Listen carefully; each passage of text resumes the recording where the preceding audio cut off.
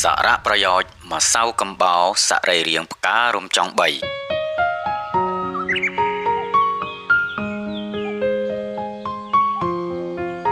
ម្សៅកំបោរសរីរាង្គផ្ការំចុង3មានតួនាទីយ៉ាងសំខាន់នៅក្នុងវិស័យកសិកម្មកសិករប្រើកំបោរសរីរាង្គផ្ការំចុង3បាចទៅលើដីកសិកម្មដើម្បីទទួលបានអត្ថប្រយោជន៍សំខាន់ជាច្រើនទាំងលើដីផ្ទាល់និងលើដំណាំផងដែរពីព្រោះម្សៅកំបោរសរីរាង្គផ្ការំចុង3មានតួនាទីក្នុងការបន្សាបជាតិអាស៊ីតក្នុងដីដោយដីភាគច្រើនងាយនឹងក្លាយជាដីអាស៊ីតដោយសារតែមានកត្តាជាច្រើនមិនថាកត្តាមនុស្សឬកត្តាអាកាសធាតុការបាចម្សៅកំបោរសរីរាង្គផ្ការំចុង3ទៅលើដីនឹងធ្វើឲ្យ pH ក្នុងដី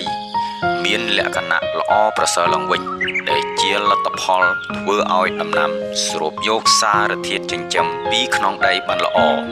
និងមានប្រសិទ្ធភាពថែមទាំងជួយកាត់បន្ថយការខាតបង់ជីដែលកសិករបានបាចទៅក្នុងដីម្សៅកំបោរសរីរាង្គផ្ការំចុង3ជាប្រភពកាល់ស្យូមដែលជាសារធាតុចិញ្ចឹមបន្ទាប់បន្សំចាំបាច់សម្រាប់ចិញ្ចៀងកោសិកានិងការលូតលាស់របស់រុក្ខជាតិបាចម្សៅកំបោរសរីរាង្គផ្ការំចុង3ជួយកាត់បន្ថយកម្រិតជាតិពុលនៅក្នុងដីធ្វើឲ្យឫសដំណាំមានសុខភាពល្អនិងលូតលាស់បានល្អប្រសើរថែមទាំងធ្វើឲ្យប្រសើរឡើងនូវរចនាសម្ព័ន្ធរបស់ដីដូច្នេះការបាចម្សៅកំបោរសរីរាង្គផ្ការំចុង3ទៅលើដី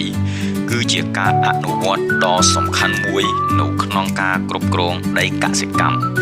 ដើម្បីធានាបានថាដីមាន pH សមស្របផ្ដល់សារធាតុចិញ្ចឹមគ្រប់គ្រាន់